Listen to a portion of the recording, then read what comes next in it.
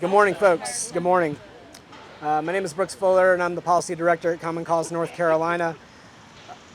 North Carolina is home to one of the most lauded, storied, robust election protection coalitions in the entire country. We're nonpartisan. We speak on behalf of voters of all stripes, against all attacks, coming from all corners. And I almost said that these attacks are unprecedented. These attacks are not unprecedented, my friends. Raleigh politicians are putting partisan pressure to remove early voting sites from our college campuses and our majority minority neighborhoods. That's part of the playbook. It's been part of the playbook for a long time. The courts are working in lockstep with their friends in this building in the legislature to hand down anti-voter rulings. That has been part of the playbook for a long time. It's not unprecedented. The president has issued unlawful executive orders trying to govern voting. He has issued unlawful executive orders before. That is not unprecedented. It has been happening for some time. The youth vote is under attack on our college campuses. That's not unprecedented. That's been happening for a long time. And it's because these attacks are unprecedented that we're not going to sit back and admire the problem. This sampling of folks right here behind me are the solutions to problems. They represent only a small sample of dozens of grassroots, grass tops, community organizations across this wonderful state who are there to protect the right of every voter to have their voice heard at the ballot box, regardless of when that vote occurs. This November, next March, in municipal primaries and municipal elections, all throughout the year, evergreen. And our speakers today are going to talk a little bit about some of the threats, of course, but we are here to talk about solutions, and we're here to talk about mobilization of the power of the people to overcome anything that comes out of that building behind us. And so I'm going to let my fine speakers, my fine friends, introduce themselves one by one. I really encourage you to listen to what they have to say, and I appreciate you so much for being here. I'm going to turn it over to Kat. Hi, everyone. My name is Kat Robles. I'm Senior Voting Rights Counsel at Forward Justice. We are here today because on Friday evening, House Republicans dropped a surprise omnibus bill packed with new voting restrictions and election law changes. As Brooks just said, this is not an isolated incident. It is merely the next step in their plan to cut back on the fundamental right to vote. This is death by 1,000 cuts. It started in 2013 with the monster voter suppression bill and a push to pass highly restrictive photo voter ID. They haven't let up since then. They reinvigorated strict photo voter ID after their first bill was struck down by the courts as racially discriminatory. They continue to engage in gerrymandering of our districts to the point where these districts do not in any way resemble the makeup of the voters of our state. And they fought against the ability for individuals impacted by the criminal justice system to be able to vote after having served their time in prison. We're here today because they're working to fast track House Bill 958 to enact even more harmful changes to our voting laws, including a ban on any state or county board of elections member encouraging people to vote or promoting voter turnout in any way. I want to pause there. Not encouraging people to vote for a specific candidate, that's already prohibited. This is like saying you own a restaurant, but you cannot go online and say, please come eat dinner today. This is saying a state or county board of election member cannot say, today's elections day, register to vote. Voting is good. That's their job. This is a First Amendment violation, plain and simple. But the reality is HB 958 is fast-tracked. It's long, it's 30-something pages. It's confusing for the average reader to understand. That's what they want. They don't want you to understand it. They don't want you to understand that it creates entirely new audit and challenge procedures. They don't want you to understand that it would allow the state auditor, who is himself a partisan elected official, to select counties at his discretion to do post-election audits. Right now, they're randomly selected. They don't want you to understand that this bill would effectively end the North Carolina Attorney General's role as counsel to the State Board of Elections. It is not normal for taxpayers to be paying for private counsel for government agencies. You guys are all paying for this, for them to have private counsel at 5, 10, who knows what the rate, when they already have in-house counsel from our Attorney General's office. They don't want you to understand that this bill is actually going to make certain overseas and military voters ineligible to vote in North Carolina elections going forward. Some of them have additional restrictions. Some of them are just not going to be eligible to vote at all in North Carolina. It's important now, as always, to remember that if your vote wasn't so important, they wouldn't be working so hard to take it away from you. That's certainly what they're trying to do with HB 958.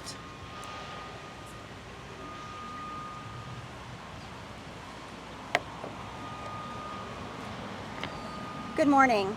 My name is Shruti Parikh, and I serve as Director of Education and Political Engagement at North Carolina Asian Americans Together and NCAT in Action. Every election cycle, I meet first-time voters who are excited to participate in our democracy, but unsure how to navigate the process. Some are newly naturalized citizens. Some are young voters casting their first ballot. Some are navigating the process in a language other than English. Our job should be to help those voters participate, not to create new boundaries or hurdles for them to overcome. For nearly 10 years, our organization has worked to build a more inclusive democracy across North Carolina through multilingual voter education, naturalization support, youth leadership programs, and election protection efforts.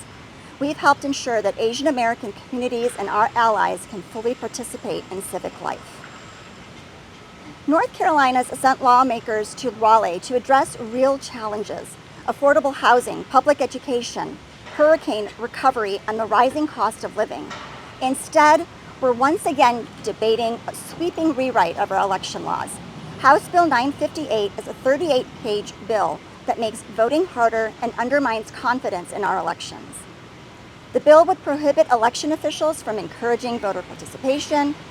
It requires voters to provide a full Social Security number when registering to vote. It bans ranked choice voting.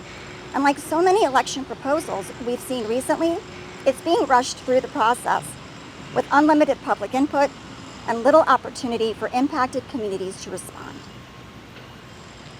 For immigrant, refugee, and limited English proficient voters, these changes are not abstract. Requiring additional personal information creates fear and confusion. Restricting voter outreach makes it harder for communities to access trusted information. Every new barrier disproportionately affects the voters who already face the greatest challenges participating in our democracy. And HB 958 is not happening in isolation. Over the past year, we've watched repeated attempts to consolidate control over our electoral system. Senate Bill 382 transferred appointment authority for the State Board of Elections to the state auditor. The board's majority changed, its leadership changed, and now we're seeing efforts to rewrite election rules through both legislation and administrative action, including proposed changes to state board rules that will affect voter registration and eligibility. At the county level, we continue to see challenges and attacks that undermine confidence in our elections and create additional burdens for election voters, officials alike. The legislature, the auditor's office, and the State Board of Elections are all moving in the same direction, making participation harder while concentrating more control over our election system. But our communities are not standing still. Together with partners, we lead one of the largest election protection efforts in North Carolina. We provide voter education and election resources in up to 21 languages, train volunteers and poll observers, help voters navigate registration and voting requirements, and work year-round to ensure every eligible voter can cast a ballot and have it counted. No matter how many barriers are created, we will continue showing up for our communities. We will continue educating voters, defending voting rights, and holding public officials accountable when they make participation harder instead of easier. Our vision is simple: a democracy where every eligible voter can participate freely, confidently, and without necessary barriers. We call on lawmakers to withdraw HB 958, restore meaningful public engagement in this process, and stop creating obstacles for voters. North Carolina's democracy is strongest when every community has a voice. Thank you.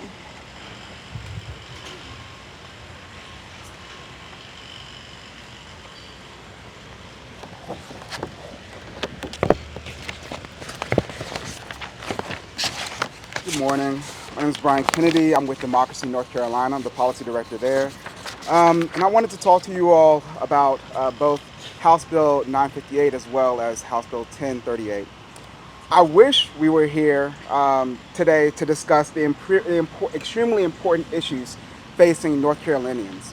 I wish we were here to talk about a plan to make groceries and high quality childcare more affordable to North Carolinians, because personally, I pay way too much for groceries and I can barely afford to send my child to daycare.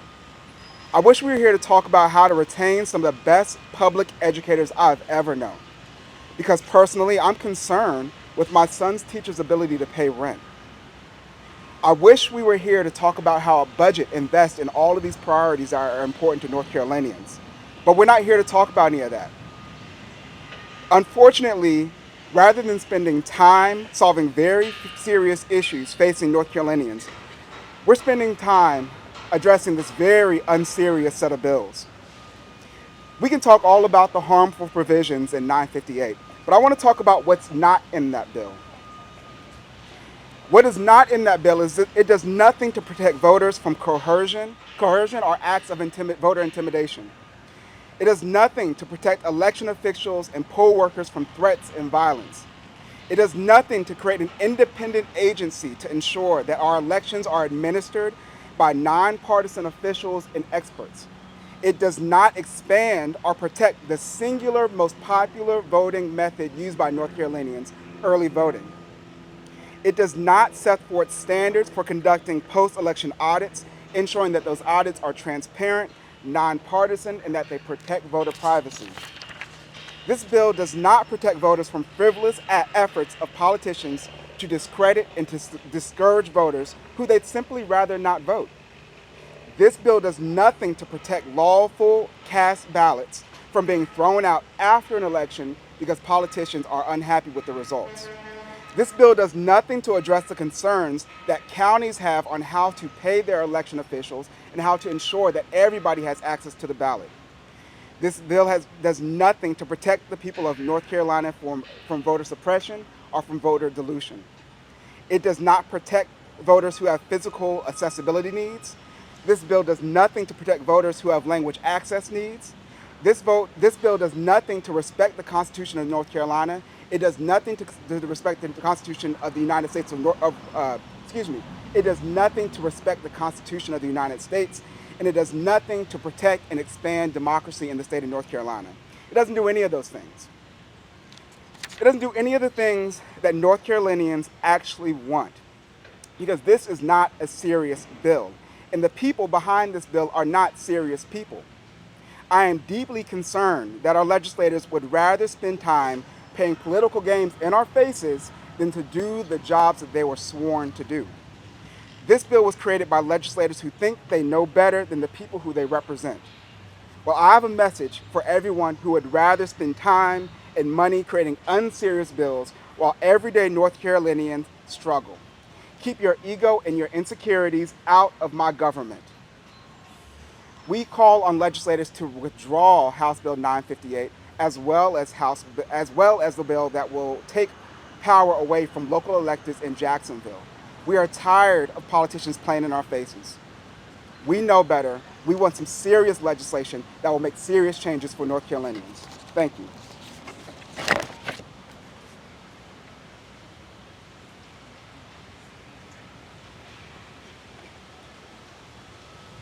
Thank you, Brian.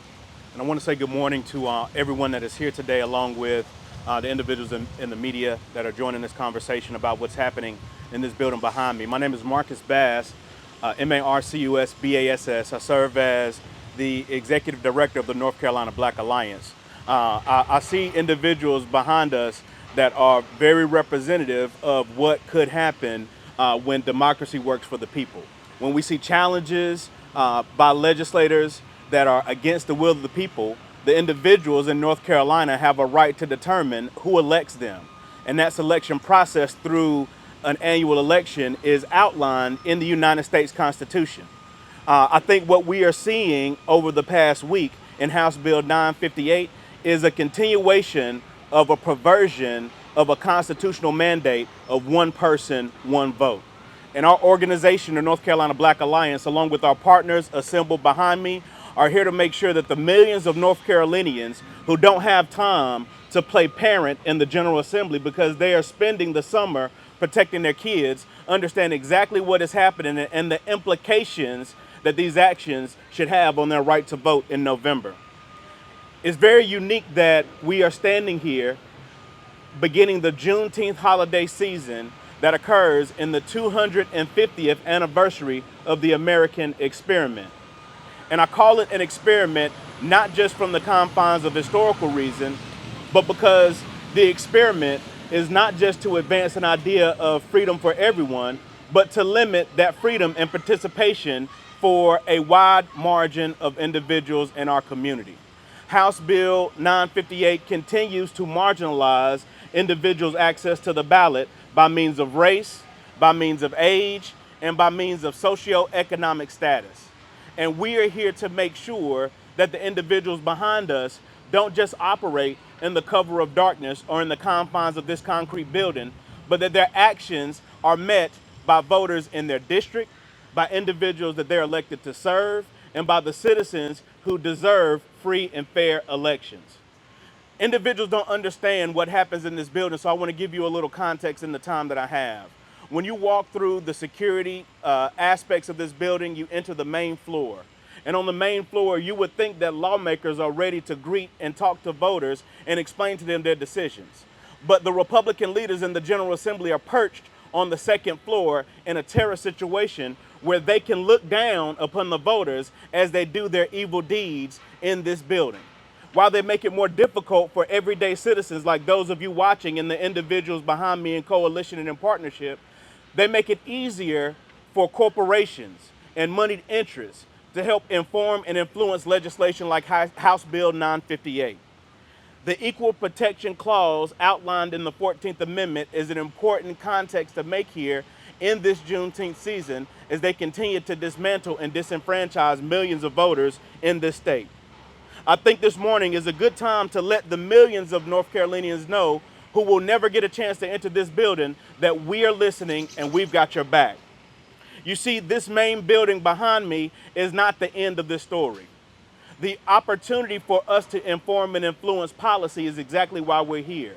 There is an ability for the governor to veto House Bill 958, and we hope and know that he will when it passes because he understands the racist and harmful intent.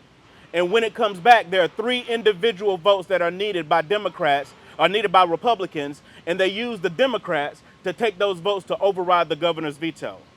Now, 3 of those individuals are not coming back in November, so they have very little accountability to the people in North Carolina, but we are watching. And we are very clear that whatever happens in June and July can be remedied in November when the people are activated and standing together. And so in this General Assembly, there's still power of the general citizenship in North Carolina. This bill, House Bill 958, represents a political poison that will further kill an already unresponsive democracy. The changes to election laws that have occurred over the past 2 years resulted in the defeat of Jefferson Griffin and of Senate Majority Speaker Phil Berger. And so 958 on its face looks like it is actually putting duct tape around some of those provisions in which the General Assembly has went so far that the Republicans are losing races themselves. And so some of the provisions on its face sounds good, extending deadlines. But overall, the proof is in the pudding and the harm is in the policy and the subsequent lines in House Bill 958. And I hope you have a chance to read those. And they've already been demonstrated and will be further demonstrated by our partners. And so we stand as the North Carolina Black Alliance as a member of one of the largest coalitions of electoral defense in this nation. Organizations that have been committed for over 20 years to protecting the vote are now united over the next 48 hours, over the next 4 months, and even after the election to make sure that every voter is protected, these policies don't defeat democracy, and even after the election day, we're going to stand up and make sure that every voter is protected and every vote counts. We will remember in November. We thank you for being here today.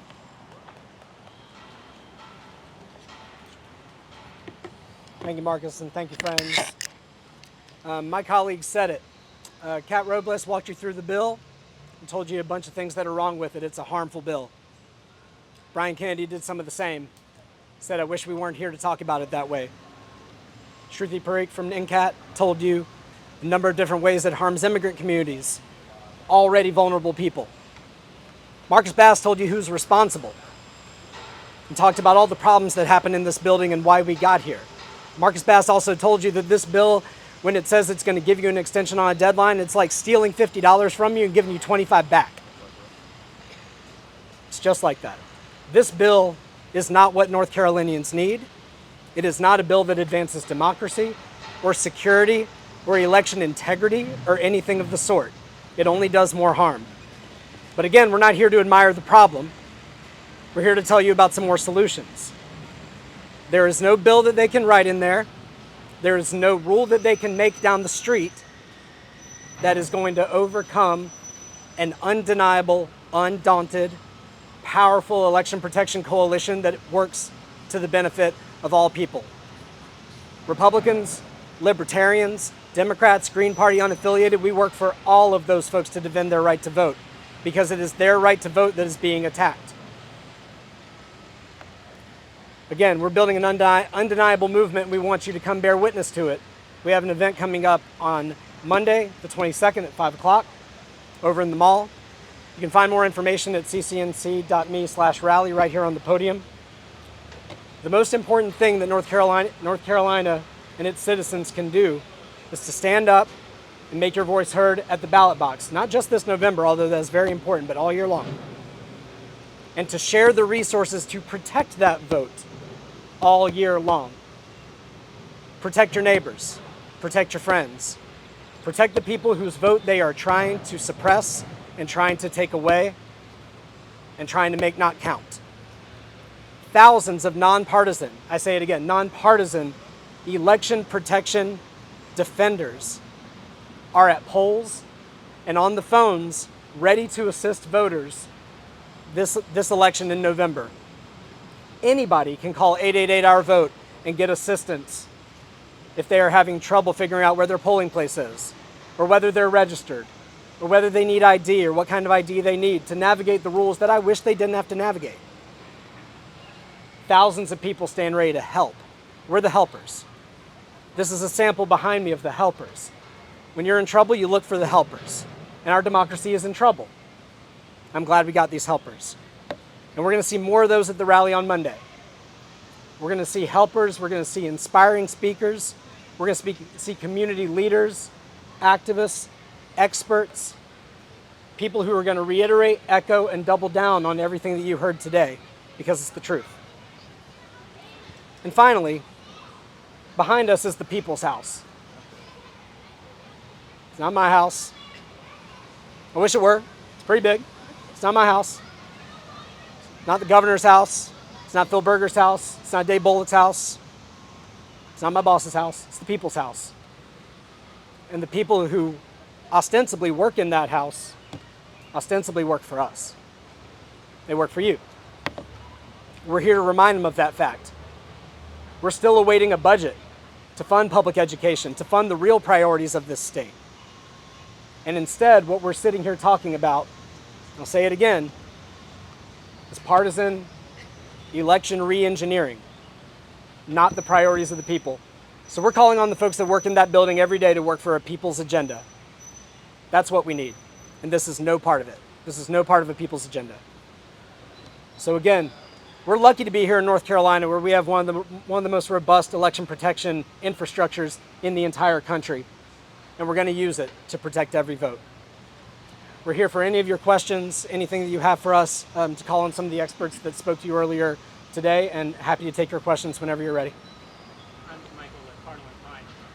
So the provision about the post-election audits that giving to the auditor clearly expands the auditor's role in elections in a partisan way. But can you tell me, if the bill also says that whatever goes on is fine, cannot affect the outcome of the election, so the election that it's auditing. So can you tell me what, in your view, is the danger of that provision, even if it can't affect the election results? Yeah, this fits into a larger puzzle. You know, elections are run with people and with money. They're underfunded, just like a lot of things that happen around our state in our 100 counties. And if you perennially underfund and under-resource elections, and you make rules harder and you make procedures harder and you throw red tape into an already complicated process, and then you selectively audit counties in your choosing, where you plant problems and then go try to find them. You find the problems you created, and then you make hay over that, and you cry election integrity. You're poisoning a system that was working before it was so partisan. And so that's troubling. There's no certification requirements in that provision that the people who conduct the audits conduct them on a nonpartisan basis or get certified in their methods. And there are expert organizations that can do that. I would love to see that. There are no guardrails to this. In virtually every other process we have, we want to see some sort of guardrail. Why not this? And so you have to ask questions about a process that's dropped into this bill, again, at this time when we have bigger priorities and there are no guardrails in place and a lack of transparency. Those are tremendous problems. Sarah Michaels, Carolina Public Press. For Marcus, I'm curious if AC Black Alliance has talked to Representative Willingham, Cunningham, McGee about concerns and how that conversation goes. Yeah, I think it's very interesting that most members don't, or most general public doesn't know that representatives have 3 opportunities to vote for this bill, and Representative Willingham sits on the committee. Yesterday, he voted in favor of the House bill, and so individuals were here. As a matter of fact, dozens of black men with Black Voters Matter had a chance to sit down and meet with Representative Willingham to ask him exactly what his reasonings for voting for this egregiously omnibus bill that would disenfranchise voters in his district. His response was very telling. He began to surmise that there was no way that the Democrats could protect voters, and this ability to vote for the bill was, a free vote in his mind. And so we asked him, that he does have power. Does he understand how much power he has in overriding or in the veto, or in this case, overriding the veto as he's done in different bills in the past? Representative Willingham told us, in fact, that if the bill came back to his desk by virtue of a governor override, then he would support his original vote in committee, which means that he would vote to override the governor's veto. I think that's a misuse of his political power. I think when you look at the information that has been outlined by our coalition partners, we can clearly see the harms that these bills have had and will have if this bill is passed 958. And we're very shocked that instead of using the 3 votes wisely and listening to his constituents throughout this process, he's already signed, sealed, and delivered for the Republican Party. Now, we understand why. He's a lame duck, and he's been defeated in his district, and so we won't have a chance to come back to this building. But even still, he should have the courage and the decency as a representative to listen to the conversation, understand the harms that are happening in his district, and make sure that he uses his last days in the General Assembly to support the will of the people. But what he is continuing to do, as he's continued to do during his tenure, is use his position to profit off of the disenfranchisement and the demise of voting rights and democracy across North Carolina. Hi, I'm Claudia Rivera from Enlace Latino NC. We saw that the bill was withdrawn yesterday from the Committee of Rules and Regulations from the House. What are the expectations moving forward in terms of passing there and then the votes at the House and the Senate? Do you have like a timeline? I think there's some of our partners that are directly involved in the timeline piece, but I will say this as I pass the mic. The fact that the bill has been delayed on the House floor is significant. They understand completely that they have drawn a bit too far in regards to how they're cutting the ability for citizens to vote. And they understand that if they act very quickly, it could also undermine their ability to win in November. And so we were very encouraged that the immediate response was to pull the bill from the floor earlier this week. And we're watching very intently. These groups are going to be here every single day throughout the next few days leading up to the 4th of July weekend, when they know that they'll go home for break. And we know that at any moment, as they've done in years past, they could, in the dark of midnight, decide to convene to pass a budget. Some of their members are on vacation. Some of their members are sick and ailing. But they don't care what happens by any means necessary. If they can, they'll try to pass this this bill very uniquely in the shadows of dark, or even whenever they feel like they have the opportunity. Is anybody else, Brian, would you like to speak a little bit more directly to the timeline? I'm not speaking so much about the timeline, but I do want to talk about the action that led to that being withdrawn. It can oftentimes feel like there's not much that can be done to stop these harmful bills. But as we saw yesterday, the number of people who are gathered here in that hearing, in that House hearing, to hear the discussion about House Bill 958 was directly related to them withdrawing that bill. They were ashamed. They were ashamed to pass this bill. That's why they dropped it in the middle of the night on a Friday. And that's the same reason why they withdrew it once they saw how many people had eyes on it. It is the power of the people. We have the ability to hold them accountable by watching and staying on top of them and watching what they're doing. They were too ashamed to pass it in the light of day, and so we're going to have to keep an eye on them. Right now, they're discussing a bill that will take power away from elected officials in Jacksonville against their own wish. They withdrew that bill yesterday from rules as well, again, because they were too ashamed to pass it in the day of light. So people have the power to pressure our elected officials to make the decisions that we know are right for us. And it is the job of the people from now through November and beyond, because we will need to stay on them during canvass to make sure that every vote is counted correctly. But it is the job of the people and the will of the people to stay vigilant, to shine a light on what is happening, and as Marcus said, to make sure that these bills that are being created and passed under cloak of darkness are being opened up, and we're putting sunshine on what's happening. Thank you. Pass back to Brooke. If this, Caroline Yalko with WRAL, if this bill passes the House and eventually goes to the Senate, Speaker Hall said yesterday to reporters that the Senate will probably make some changes and shortening early voting is definitely on the table, was what he said. I know there's two bills that talk about taking away a Sunday from early voting. Can you talk a little bit about if that ends up happening, what that would mean for kind of the movement that you guys are creating because of this bill and because of other issues? Yeah, I'll reiterate something I said before. It's not unprecedented. We've navigated new rules before. We've done, prior to my joining Common Cause, in fact, I understand that Common Cause and then a host of the partners that work on election protection help people all over the state during preparation to vote trainings, ready to vote trainings, navigate rules that change 9 different times in a year. This is something that we are used to. We wish that it weren't the case. But the fact is about the House bill and whatever comes out of the Senate, I think Marcus Bass spoke to it pretty directly. They may drop something entirely different on us in a budget bill. They've done this with anti-transparency provisions and redistricting records that they did back in 2023. This is part of the playbook that we've come to expect.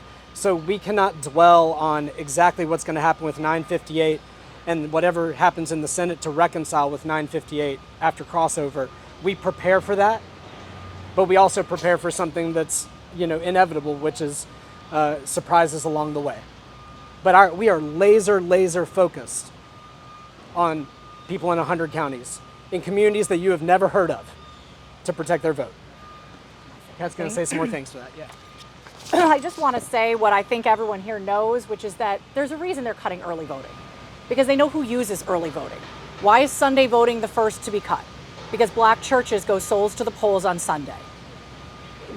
It is not an accident of what days they want to cut. The NAACP fought, and a lot of people in this coalition fought, to get these 17 days of early voting, so that people who have full-time jobs, their teachers, their parents, they have some way to be able to access the ballot. So it's not an accident that they keep trying to cut early voting, but we're going to keep being here, and we're going to keep fighting for our full 17 days of early voting. I'd like to add one more thing to that.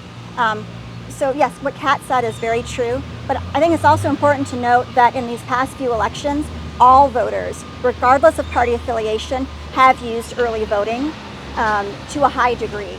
And it's now become the most popular way to vote in North Carolina. So cutting early voting days not only harms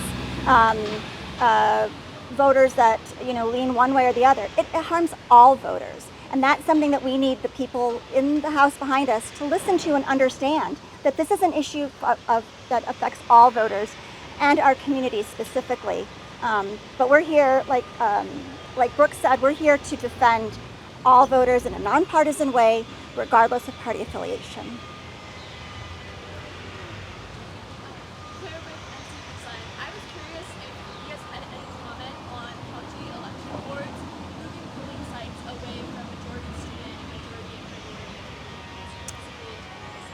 Yeah, I've used the mic a lot. Does anyone want to talk about early voting cuts, Brian? Yeah, sure. I'm going to yield to folks. And to elaborate on the point you just made, early voting is the most popular form of voting used across the state, and that's across party, across gender, across race. I think in the last general election, nearly 72% of North Carolinians participated in early voting. The effort to the effort to cut early voting, especially at college campuses and sites like that, is not disconnected from any of this. The actions by the state board to cut early voting, to make changes to ability to do party at the polls and activities like that, it's all connected. Even the fact that we don't have a budget, it speaks to the fact that we are underinvesting in our county boards of elections. We're forcing county officials to make tough choices about how many days they can afford to stay open, while they have staff who are working extremely hard, not making enough money just to make elections happen for all of us in committees. The bet that these legislators are making is that they can make it more difficult for people. If they make it more difficult for people to vote, then they have a better chance of staying in power. And that is completely in opposition to the idea of a democracy. And so the efforts to cut early voting, whether it's the excuse is funding, whether the excuse is we don't have enough parking, like Wake County Board of Elections made earlier this week. Whatever the rationale is, the reality is that they want less people to vote because they believe that the less people that vote, the more likely it is that they can stay in power. So every vote, every effort to cut or to curb early voting, every effort to make early voting less accessible for specific demographics, every effort to remove polling places from places where people congregate, where people are able to use bus transportation to get there. It is an effort to dilute the vote, to suppress those who they do not want to vote, and it's a bet in order for them to try to stay in power. I have one more thing I want to say about our college campuses, if I may.